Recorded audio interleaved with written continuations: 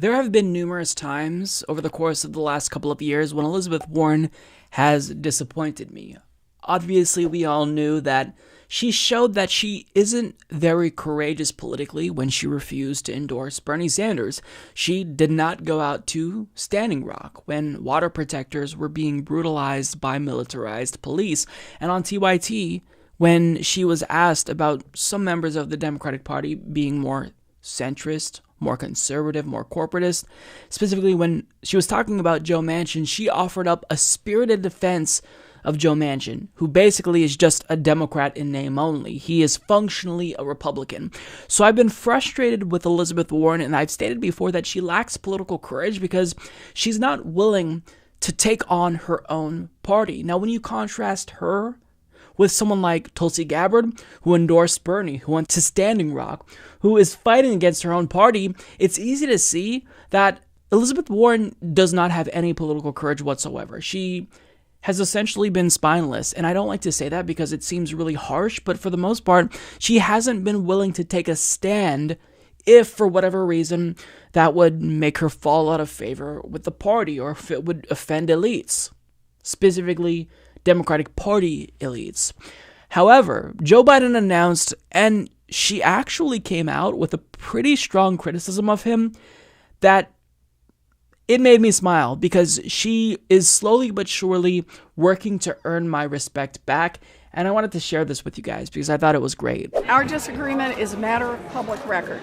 At a time when the biggest financial institutions in this country were trying to put the squeeze on millions of hardworking families who were in bankruptcy because of medical problems, job losses, divorce, and death in the family. There was nobody to stand up for them. I got in that fight because they just didn't have anyone. And Joe Biden is on the side of the credit card companies. It's all a matter of public record. That was short but sweet, and it's effective because just that statement really tells you everything that you need to know about Joe Biden. He had the opportunity to take a stand for the American people, but who did he side with? The credit card companies. And I like how she's kind of preemptively disarming the people who argue that you shouldn't attack other Democrats. And the way that she's disarming them is essentially by saying, look, the disagreements that I have with Joe Biden are a matter of public record. So this isn't an attack. I'm just stating what I've already said. And there are already people saying that if you have a criticism of another Democrat running for president, you should bite your tongue. Like, for example, George Takei put out a tweet saying, I pledge to not criticize any Democrat because that could bring down the eventual nominee and make them weaker against Donald Trump. That is such a mealy-mouthed way to look at politics.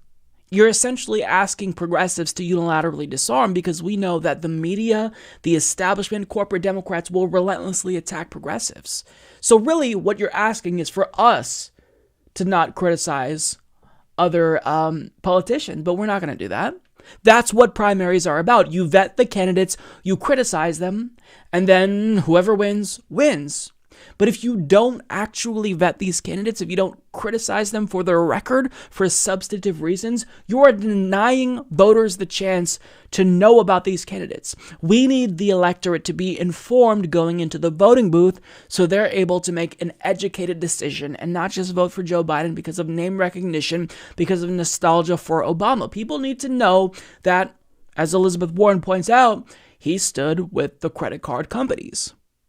Now, what she's talking about here in particular is a bill from 2005, and as Rachel Frazen of The Hill reports, in 2005, Biden voted for the Bankruptcy Abuse Prevention and Consumer Protection Act.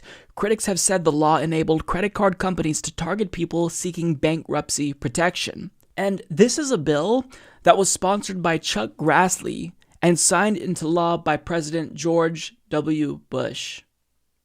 If that doesn't speak to how terrible Joe Biden's record is, then I don't think anything else will. But we don't even need just this one example. He voted for the Iraq War. He voted for NAFTA. He voted to repeal Glass-Steagall. Joe Biden has essentially reliably been on the wrong side of every single issue. So for us to not point that out, for people like Elizabeth Warren to not point that out, is preposterous. if you're choosing to not criticize these candidates, you're making them weaker going up against Donald Trump. Because would you rather them criticize someone like Joe Biden for this now and give him time to come up with a response?